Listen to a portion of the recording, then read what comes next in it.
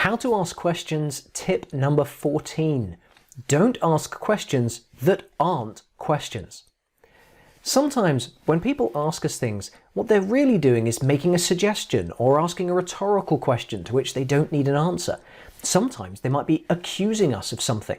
An example of that is, why did you choose the method that caused this project to fail?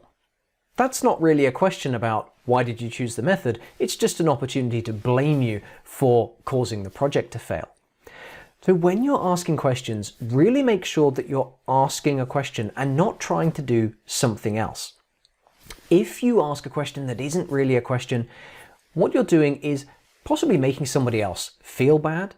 You're damaging your reputation because it's not a sensible question. What you're doing is using a question to further your motives in some other way, to make someone else feel bad, to make an accusation, to show that you already know an answer. And none of those things are really good for us professionally in our relationships with the people that we work with. So how can you make sure the question you're asking is a real question? Well, first of all, understand what it is that you're trying to achieve. If you're looking for an answer, then you're asking a question at that point. So why did you choose that method? That's a question to which you want to know an answer.